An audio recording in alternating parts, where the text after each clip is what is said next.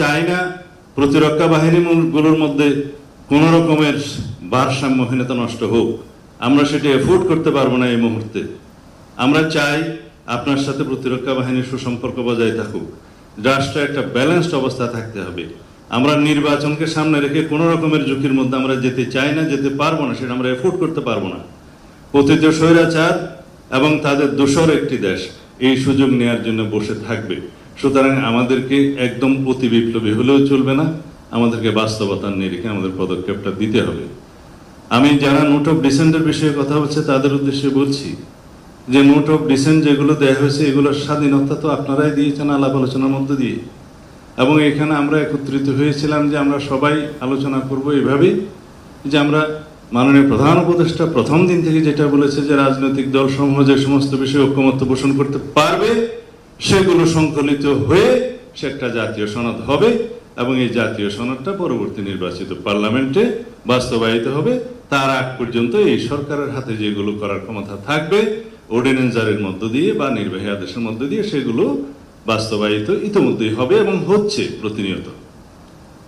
সুতরাং একটা সংসদ অতি অবশ্যই জরুরি সেগুলো বাস্তবায়নের জন্য। এখন কেউ বলছে এই সংসদকে কনস্টিটিউয়েন্ট পাওয়ার দিতে হবে, সেই জন্য অনেক কষ্ট করে একটা পদ্ধতি বের করেছে বহুদিনের ব্রেইন স্টর্মিং এর মধ্য দিয়ে। সেটা কি হতে পারে?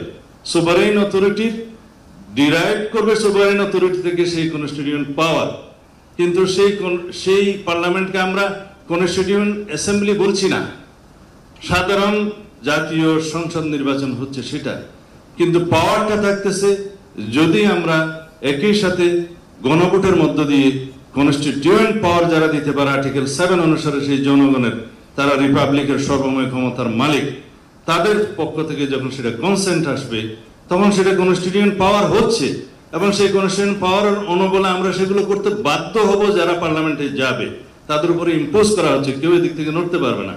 হ্যাঁ, সেই পার্লামেন্ট তার বাইরেও অনেক অ্যামেন্ডমেন্ট নিতে পারবে রাজনৈতিক অঙ্গীকার অনুসারে, জনমতের ভিত্তিতে আলাপ আলোচনার মধ্যে দিয়ে, বাট এগুলো তাদেরকে অবশ্যই নিতে হবে।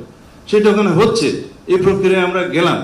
এখন একটা জাতীয় সংসদ নির্বাচনের 4 মাস বাকি, তার মধ্যে 2 মাস আগে তফসিল ঘোষণা করতে হবে, তার আগে থাকে 1.5-2 মাস। সেই সময়ের মধ্যে আরেকটা বিশাল আয়োজন জাতীয় সংসদের মধ্যে আয়োজন করা মাননীয় উপদেষ্টা বাংলাদেশের প্রেক্ষিতে সেটা কতটুকু বাস্তবায়ন এবং ফলাফলে কি? সারা সমগ্র দেশের জনগণ সংস্কারের জন্য বসে আছে, সংস্কারের পক্ষে সমস্ত রাজনৈতিক দল, সংস্কারের পক্ষে, জাতি পক্ষে। এখানে নেগেটিভ ভোট কয়টা পড়বে হাতে গোনা যাবে, সবাই পজিটিভই দেবে। বাকি রইল নোট অফ কনসেন্টের জন্য। মাননীয় প্রধান উপদেষ্টা বলাই আছে যে সমস্ত রাজনৈতিক দল নির্বাচনী ইশতেহারে নোট অফ ডিসেন্ট গুলো উল্লেখ করে জনগণের ম্যান্ডেট প্রাপ্ত হবে, তারা সেইভাবে নোট অফ ডিসেন্ট গুলো বাস্তবায়ন করতে পারবে। এখন আমাদের কিছু নোট অফ ডিসেন্ট আছে, অন্য একটা দলের কিছু নোট অফ ডিসেন্ট আছে, তারা যদি সংসদে ম্যান্ডেট প্রাপ্ত হয়ে যায়, সেরকম মেজরিটি পায়, তাহলে তারা সেটা বাস্তবায়ন করবে। আমরা খুব বেশি বিষয় ওখানে উল্লেখ করিনি, কয়েকটা বিষয় আছে বাস্তবতার ভিত্তিতে করেছি। আমরা 70 অনুচ্ছেদে যখন প্রথম অনুচ্ছেদ 70 অনুচ্ছেদে আমরাই রাজি হই প্রথম নোট অফ ডিসেন্ট সহকারে, যে হ্যাঁ এমপিদের স্বাধীনতা 2 ক্ষেত্রে থাকবে না, অর্থ বিল এবং আস্থা ভোট। বাকি অনেকে বলছে এটার সাথে সংবিধান সংশোধনও থাকতে পারে, এগ্রিড। আমরা বলছি তার সাথে আরেকটা থাকুক, যে দেশে যুদ্ধ পরিস্থিতির মতো কোনো পরিস্থিতি হলে সেই সময় যেন এমপিরা স্বাধীনভাবে ভোটটা দিতে না পারে দলের পক্ষে। এটা খুব মেজর কিছু নয়। প্রধান বিচারপতি নিয়োগের ক্ষেত্রেও একই। কেউ বলেছে আপিলেট ডিভিশন থেকে নিয়োগ করতে হবে, সেটা একটা ডেভেলপমেন্ট, আগে সেই বাধ্যবাধকতা ছিল না, যে কাউকে বানানো যেত। আমরা বলছি এটা এগ্রি, কিন্তু 2 জনের অপশনটা প্রেসিডেন্টের হাতে থাকা এই জন্যই ভালো, যে হঠাৎ করে যদি কেউ সিনহার মতো লোক এসে যায় সেই ক্ষেত্রে একটা অসুবিধায় পড়তে হবে জাতিকে। কারণ যে সমস্ত রিক্রুটমেন্ট হয়েছে জুডিশিয়ারিতে আপনারা সবাই জানেন যে আরো 15 বছর লাগবে এগুলো ক্লিন আপ হইতে। তো সুতরাং একটা অপশন থাকলো, এগুলোই নোট অফ ডিসেন্ট, ছোটখাটো। আমরা বলেছি আমরা দ্বিতীয় চেম্বার চাই, আপার হাউস চাই, 100 সদস্যের চাই, কিন্তু সেই নিয়োগ প্রক্রিয়া বা মনোনয়ন প্রক্রিয়া বা নির্বাচন প্রক্রিয়া নিয়ে একটু নোট অফ ডিসেন্ট আছে, 2 রকম প্রক্রিয়া আছে। এগুলোই সামান্য নোট অফ ডিসেন্ট। এখন যদি প্রতিটা প্রশ্ন গণভোটে আসে, সেই গণভোট একটা অসংখ্য প্রশ্নাবলীর একটা সংকলিত বই হয়ে যাবে, আর ব্যালট থাকবে না। সেই জন্য আমরা বলছি যে জাতীয় সনদটা যেভাবে প্রণীত হয়েছে আমরা সবাই সেভাবে স্বাক্ষর করি, করার পরে সেটা পাবলিশ হবে, ওয়েবসাইটে যাবে, সরকার পাবলিশ করবে, ইলেকশন কমিশন পাবলিশ করবে, সমস্ত নির্বাচিত দল, সমস্ত রাজনৈতিক দলগুলো তাদের ইশতেহারে দিবে, জনগণ অবহিত হবে। ইন টোটাল একটা জনগণভোট হবে যে এই জুলাই জাতীয় সনদের পক্ষে আপনারা আছেন কি না, হ্যাঁ অথবা না বলেন, ছোট্ট একটা ব্যালট, এই একটা মাত্র কোয়েশ্চেন। এখন যদি এই জুলাই মানে গণভোটটা যদি আগে হবে না পরে হবে, এটা তো ঘটনা একই। এটা তাল দপ করিয়া পড়িলেও না পড়িয়া দপ করিলেও কথাতে একই। এটা হ্যাঁ বলবে অথবা না বলবে। এখন যদি একই দিনে একটা ছোট্ট ব্যালটে গণভোট হয়, সেটা আমাদের জন্য সবচেয়ে সুবিধাজনক এবং আলাদা ব্যয়বহুল হবে না, আলাদা ম্যান পাওয়ার অ্যারেঞ্জমেন্ট করতে হবে না, আলাদা নির্বাচনী বাক্স হবে না, আলাদা বুথ চেম্বার হবে না এবং সমস্ত জনবল হবে না, অনেক কিছুই হবে না আরেকটা নির্বাচনের মতো। আমরা মনে করি যারা আগে গণভোট অনুষ্ঠানের জন্য পার্শ্ব করছে সেটা অবশ্যই তাদের অধিকার আছে, কিন্তু এটা কতটা যৌক্তিক আপনারা সবাই একটু চিন্তা করে দেখবেন। এবং আমরা মনে করি সেটা নির্বাচন বিলম্বিত করার একটা প্রয়াসও হয়তো বা হতে পারে, আমাদের কাছে তাই মনে হয়। তো সুতরাং আমরা একটা সমাধানে যাই, মাননীয় প্রধান উপদেষ্টা। আমরা আরো অনেক কিছু বিষয় এখানে বলতে পারতাম, কিন্তু আমি লিমিটেড থাকতে চাই। আজকে জুলাই জাতীয় সনদ স্বাক্ষরের অনুষ্ঠানকে কেন্দ্র করে আর অনেক বিষয়ে বলতে চাইলেও আজকে বলবো না, কিন্তু সার্বিক বিবেচনায় আমরা মনে করি আমরা আজকে ঐক্যবদ্ধ হয়েছি, সবাইকে নিয়ে আমরা একসাথে বসছি। আমাদের মধ্যে অনেক তর্ক বিতর্ক হয়েছে, অম্লমন্দুর অনেক তর্ক হয়েছে, শেষ পর্যন্ত আমরা একটা কনক্লুশনে আসতে পেরেছি এবং আমরা সেটা প্রণয়ন করেছি। আজকে এসে যদি আবার সকালবেলা যেভাবে শুনলাম যে অঙ্গীকারনামার ওই দফাটা থাকলে অমুক অমুক পার্টি স্বাক্ষর করবে না, তাহলে কি করতে হবে? এটা দফাওয়ার এই জায়গায় সব লিখতে হবে যে কি কি আছে নোট অফ ডিসেন্ট। ঠিক আছে, লিখুন।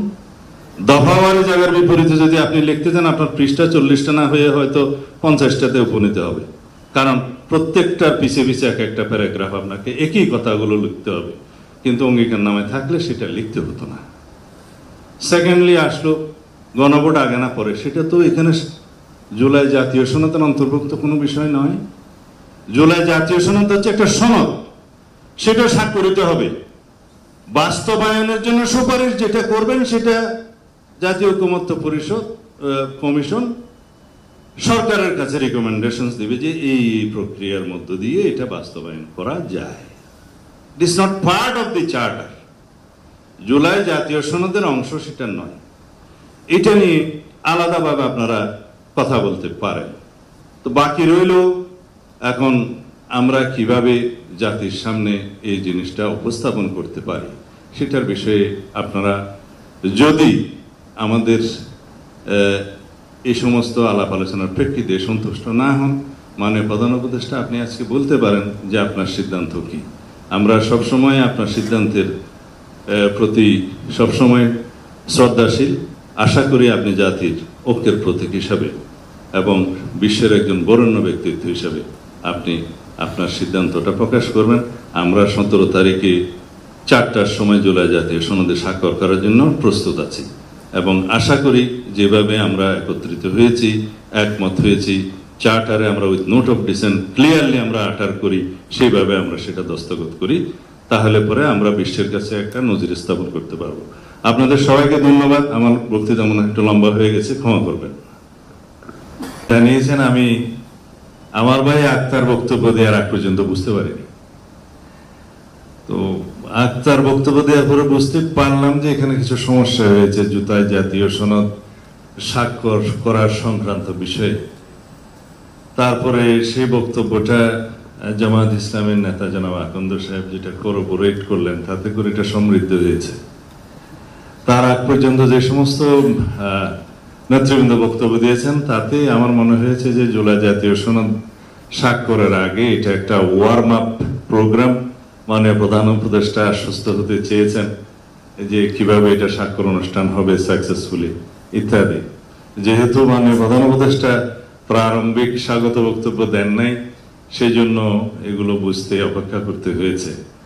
আশা করি আপনার বক্তব্যের মধ্য দিয়ে আমরা আরো বেশি আশ্বস্ত হব।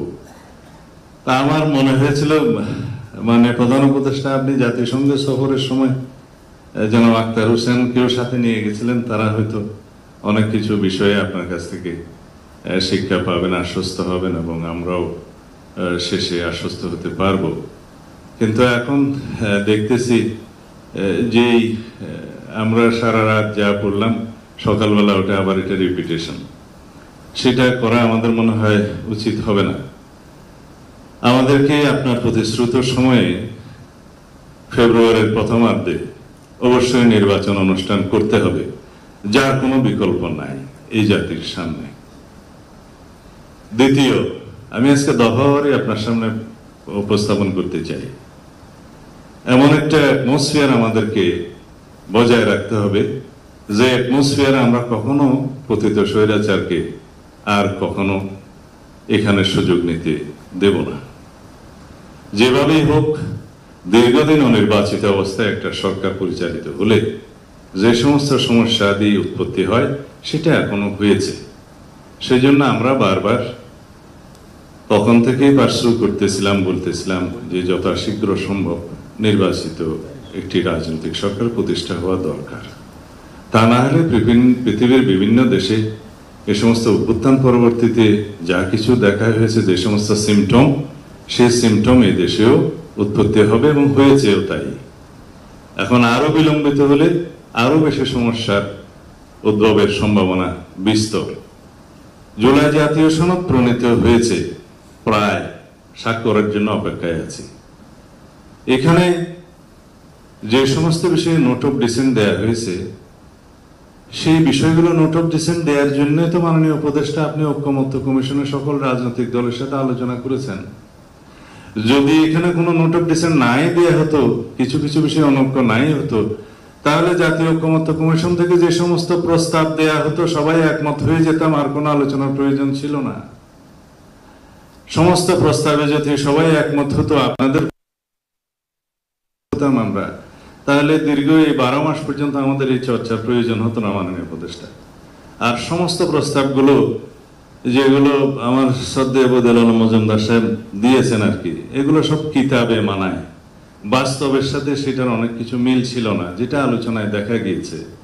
বাংলাদেশের রাজনৈতিক সংস্কৃতিতে এবং রাজনৈতিক ইতিহাসে যেগুলো সম্ভব, আমাদের কালচারাল স্টেটাসে যেগুলো সম্ভব, আমাদের মানবাধিকার পরিস্থিতি যেগুলো সম্ভব, ইভেন জুডিশিয়ারি জাজমেন্টও সেগুলো বিবেচনায় জুডিশিয়ারি জাজমেন্ট দেয়।